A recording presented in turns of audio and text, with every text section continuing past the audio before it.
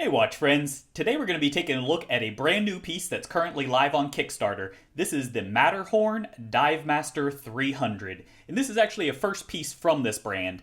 So as we'll see throughout here, this one, first and foremost, I do want to mention, this is a prototype that was loaned into the channel. These are not yet in production. Of course, with being a Kickstarter, it's a pre-funding campaign there.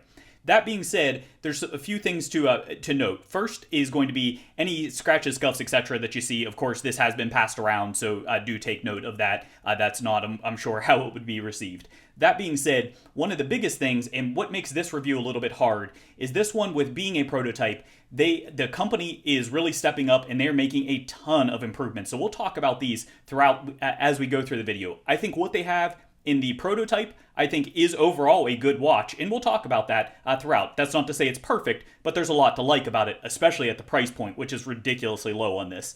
That being said, they have made so many improvements throughout that I'm going to have to note throughout the video, and then I'll summarize at the tail end as well, but there's going to be a lot of things that are changing up on this one.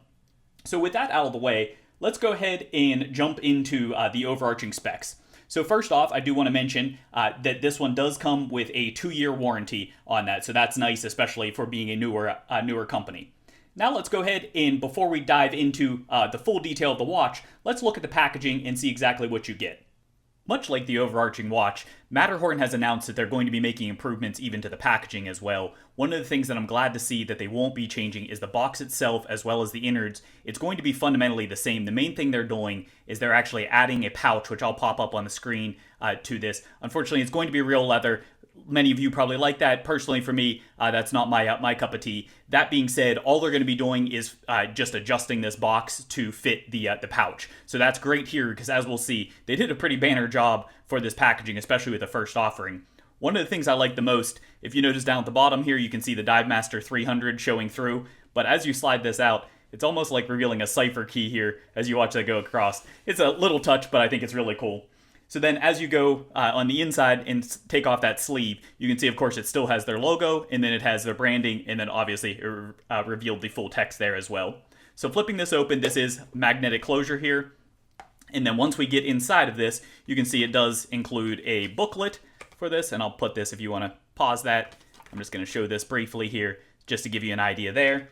And then the main things that this is going to come with is it actually comes, so not only with the bracelet, it also actually comes with a really nice, this is an FKM rubber Tropics Strap. So you can see it's just a traditional Tropics strap, but this one does have quick release spring bars, which is a nice touch. And additionally, the fact that this is FKM rubber, if you're not familiar with it, it is an upgraded rubber. It's more resistant to wear and tear, the typical drying out of natural rubber, those kind of things. So that's kind of nice. And then, of course, on the buckle, you can see that is branded there. We'll look at this more later on in the video. Additionally, this does also come, if I can actually get it out here, this does come with this branded tool here, and this is actually a spring bar tool. So if you unscrew this, you can see on the one side you've got the traditional forked end, and then screw that back together. Both of these are knurled. The knurling is on the cap itself, so it makes it easier to remove, but it doesn't give anything for grip. I haven't found it to be an issue, though I did play around with this a little bit. And then the other side, this is just a traditional pusher pin for taking off and sizing the bracelet. So it's nice if you don't have any existing tools. This was a really cool touch that they included this in there. So overall, I think especially for the price you're paying, they really did a banner job with the packaging on this one. All right, so as you can see, you're getting quite a lot from the packaging itself. What does the watch itself look like? Well, I will tell you, some of these specs here, ordinarily I measure everything on my calipers. Some of these I did have to go from the spec sheet because of changes, and I'll highlight those throughout. So first, the case itself I measure at 40.5 millimeters, and that is measured at the 2 to 8 position. The reason I did that is not only because of the crown guard. Ordinarily I go from around 3 to 9 if it's offset crown, but this one 2 to 8 because you got the crown guards there, and then you'll have this side plate on the side, and I wanted to get the actual case itself for that. So that is slightly skinnier than the bezel, which is coming in at roughly 40.9 millimeters. So you have, give or take, a 0.5 millimeter offset with that, and you can see just that slight protrusion. Additionally, accounting for the crown guard, so coming from roughly the 3 to 9, and this would be the crown guard as well as to this side plate, that's going to bring this up to 43.4. So not too bad overall and pretty size versatile. As far as the lugs, this will come with standard 20mm lugs, and as you saw, this does come with an extra strap as well. So you get the bracelet, and then you also get the strap option, and with the quick release, nice and easy to change there. The lug to lugs. So this particular one is coming in at 48.5 on the prototype. However, the production model is going to be shrunk down for the lug to lug, so that will actually be coming in at 47mm, so even more small wrist friendly there, though again, pretty size versatile. The thickness. This is a huge change here, and we'll talk about part of why, and we'll see when we look at the case back. This one, as far as total thickness, on my calipers is coming in at 14.5 millimeters. So pretty stout there. Not huge, but definitely not a real svelte watch. The production unit, however, they're making some changes that will actually bring this down to 12.8 overall millimeters. So under 13, which isn't too bad at all, especially for a dive watch, and I'm definitely glad they made that change. As for the crystal, this one does come with, as you can see there, it is a flat crystal, and this does come with a sapphire crystal. This particular one, as the prototype, does not have an inner AR, however, the production unit will have an inner AR, so that's a nice upgrade there as well. One of the biggest things to highlight as far as changes, and as I said, there's so many throughout. You can see this one has an exhibition case back, and as a result, it's kind of tall there for the case back. This also has an NH35 in the back. However, the production unit is actually going to have a Miyota 9015, which if you know the channel, you know I'm a big fan of the Miyota 9015s. Great, dead reliable movements, just excellent choice. And it really, one of the big things is slims it down. So this will actually have a solid case back, and we'll pop up pictures of that later in the video, but it will have a solid case back and the Miyota 9015 movement. Or they will now be offering a no-date version as well, so that would have the Miyota 9039. So great premium update, and that's without increasing the price. So that's pretty awesome there as well. The water resistance on this one, as you might have guessed from the name DiveMaster 300, this one's coming in at 300 meters of water resistance or 30 atmosphere. The weight. So this one, I went back and forth as to whether or not to include the weight because, as I mentioned, there's going to be changes, but I wanted to at least give you an idea. So size to my 6.5-inch wrist, and let's go ahead and while we're talking about that, throw it on wrist. Size to my 6.5-inch wrist, this one is coming in at 155.3 grams. With the changes that they're making to the case back in slimming it down, I do expect that this is going to be reduced slightly in overall weight. So I'm going to ballpark somewhere probably around 150, maybe 145 grams total weight. But obviously that's to be determined. I can't give you an accurate assessment there for that one. But overall, not too bad of a weight. Not a featherweight, but not too heavy or chunky either. All right, so now that we have that out of the way, let's go ahead and look at some of the individual characteristics of this. First, this particular one on this initial offering is going to be available in 3 colors. Obviously, we have the blue that we're looking at today, and additionally, as you see on your screen, there is a black and a green model available. So they have a nice assortment for being color neutral while still having some pop and some differences there for you. Shifting over to look at the actual dial, you'll see each of these dials does have a matte texture on them. And then additionally, one of the things that's very obvious right off the bat is it does have a mix of both traditional applied markers as well as it does have printed numerals at the 12, 6, and 9 position. As you see here, this particular one does have a date window at the 3 o'clock position. It is not a color match date window, but I think it works well with the markers as far as fitting into the overall aesthetic.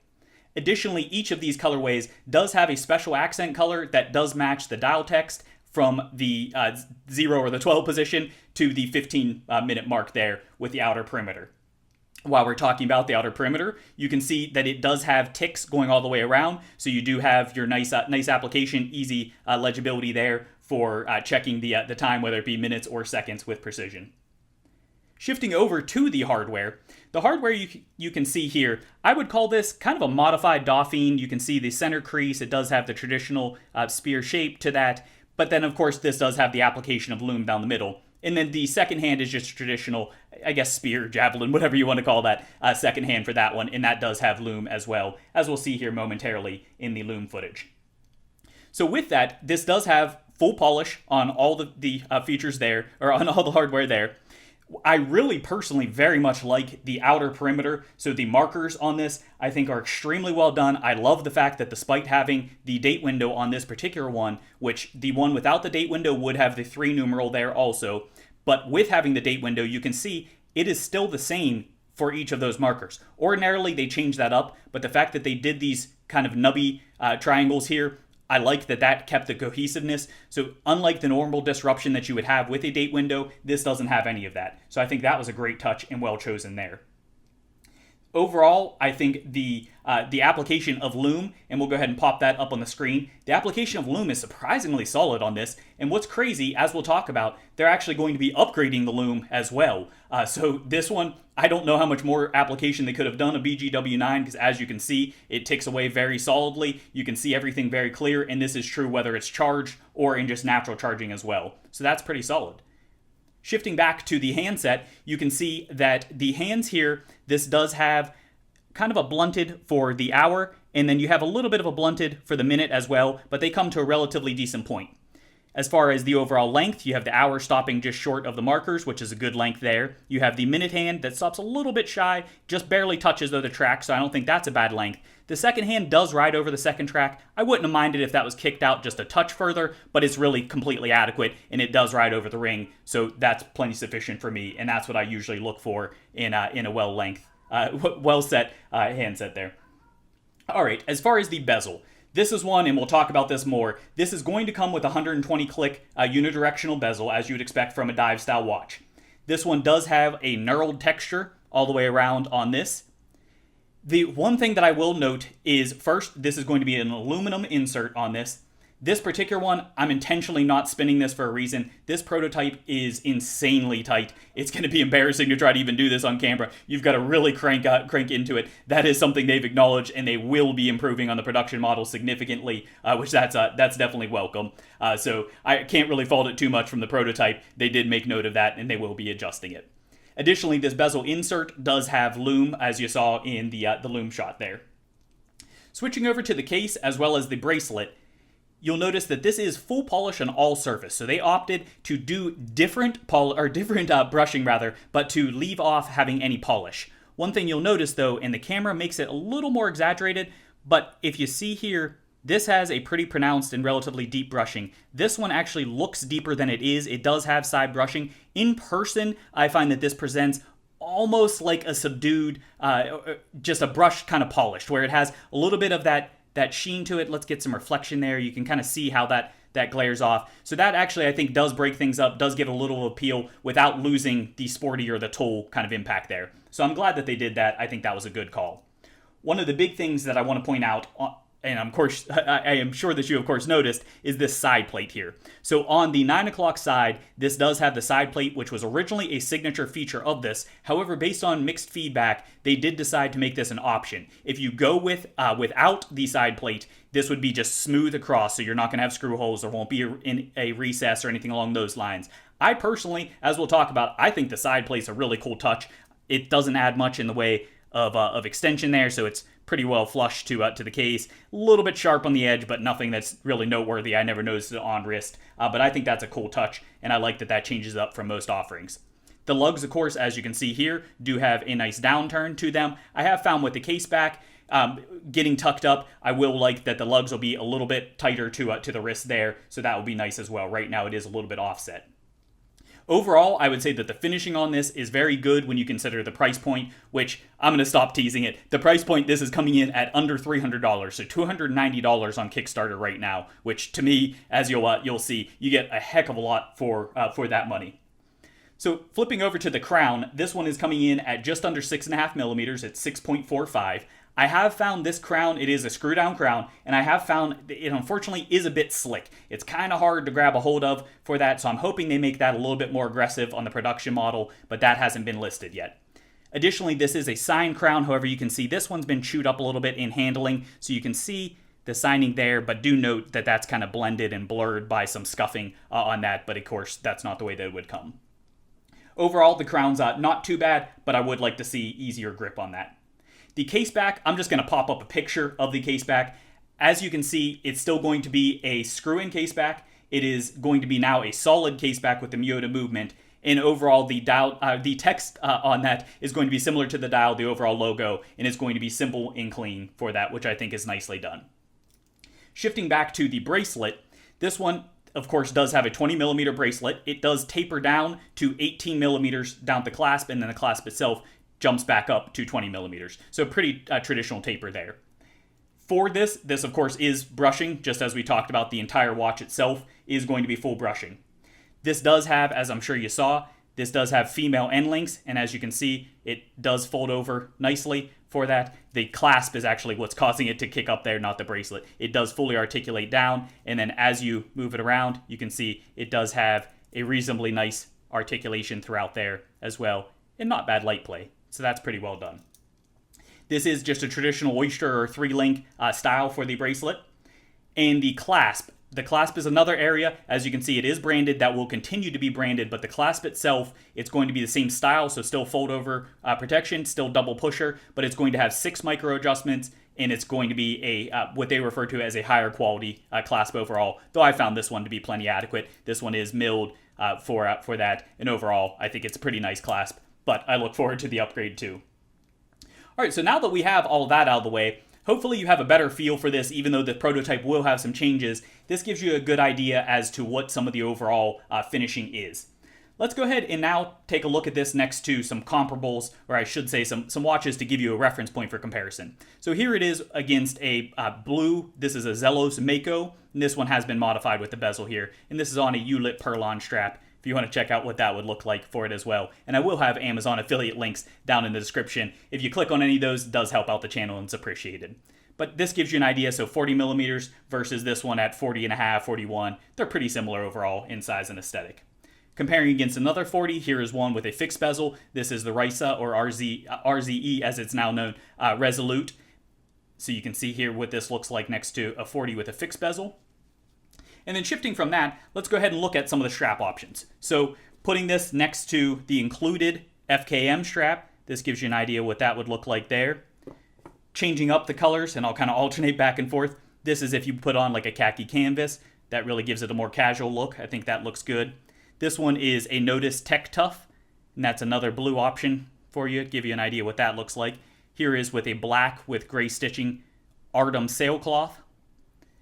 And then finally, this is a Helm FKM, so another style FKM. This is a thicker, heavier duty rubber strap. That gives you an idea what that would look like as well. So it's pretty versatile. I mean, it's being blue, obviously gives you some options there. I probably wouldn't opt for a blue strap myself. I like more contrast than that, but of course that gives you an idea there. So now that we have all that covered, let's talk about the typical closing thoughts. What are some positives, some negatives? What's the overall feedback? In the summary, as well as we'll recap all the changes because we haven't highlighted them all. So first, value. Value is undeniable on this one. At $290, you're getting a Miyota movement, you're getting sapphire crystal. Even though it has an aluminum bezel insert, you're getting good finishing, good touches, good materials across the board. So I think it really is tough to beat for that price point. The side plate. As I mentioned, I personally like it. I think it makes it a more unique watch, and that's absolutely an option that I would go with. The dial configuration, I think it's a nice looking dial. I personally like the mix of applied and printed for that. I think it helps to keep it from being too busy, and I think that really does blend in nicely, and I love those the main axis there. I love that has the same markers throughout, so that's a really nice touch. Additionally, the legibility I found to be clean here. We have good length for the handset. Overall, it's a relatively clean dial, the matte, etc. So I think that's well done. And then finally, the loom. I think the loom is excellent on this, and the fact that they're going to be kicking that up even more is very welcome and fantastic. So now, some of the critiques that I have. The main one that I have centers around this bezel, most of which is supposed to be updated and improved. The bezel is a little bit hard to grab a hold of. It doesn't really have an aggressive knurling texture there, so that is tough. That's compounded by the fact that this particular one is almost unusably stiff. I've never felt one that is as stiff. The closest I've come has been a seized bronze watch that was so tight. So that definitely, I'm glad they're going to be improving that piece. But of course, you can't fault them for the prototype if it's something they're going to correct there. On this particular one, as I mentioned, they all do have an aluminum bezel insert. This particular one, the 30, if you look there, it's a little bit askew. They have already addressed that as well. As you can see, the alignment on this, let me get the angles right. The alignment on this is perfect at the 12, 3, and 9. That 30 is just a touch off. Comes a little over to the 3 o'clock side, but they will be addressing that as well. Shifting over from that, as we talked about, the bezel action, that needs to be cleaned up, the grip, etc. The case back. Currently, the case back, as it sits, being a little bit of a thick case, as well as with this taller case back, it does sit a little proud on my wrist, and I have found that tends to cut into the comfort a little bit. So I do think that once they get that to sit a little more flush, that will be more comfortable on the wrist. It's not uncomfortable, it just sits a little high for my liking, and it does absolutely raise off because of that. So really, that's pretty much it for the critiques, especially at this price point. I think it's a very well done watch, and I think under $300, it's pretty tough to go wrong. So where does that leave us? In conclusion, that leaves us exactly there. For $300, it's tough to go wrong. You're getting a heck of a lot of value for your overall money here. You're getting great specs, and I think it does punch above its overall weight class. So finally, in concluding, I did want to recap some of the changes and highlight some that we didn't mention. So we talked about that this is going to come with the pouch that we looked at in the unboxing. This does have the option for date or no date. The movement will be changing to a Miyota 9015. You do now have the option of with or without this side plate here. The case back will be changing over to a solid case back. The clasp will be going to a 6 micro adjustment one. The dial text, we didn't talk about this. The dial text will be changing up a little bit here. So that's actually going to say where it says water resistance, that's now going to say DiveMaster for that. So that will be a change up. The bezel is going to be significantly improved, cleaned up there with the 30, better action, etc. The loom is going to be kicked up. The crystal is going to have an inner AR, and the lug-to-lug is going to be shortened. So that's why I said this one is kind of crazy for all the things that it does have going on, looking at this and trying to talk to you about all of those. So there's a lot of really good things happening, and I'm glad to see they're taking it so seriously with customer feedback and trying to deliver the best product. So I hope this video has been helpful for you. If you did enjoy this and could hit that like button, that's greatly appreciated. And if you haven't done so already, if you could please hit that subscribe button, that helps the channel greatly. Finally, as I mentioned, I do have Amazon affiliate links in the description. And as always, if you want to find me on another medium, you can find me on Instagram. Thanks for watching.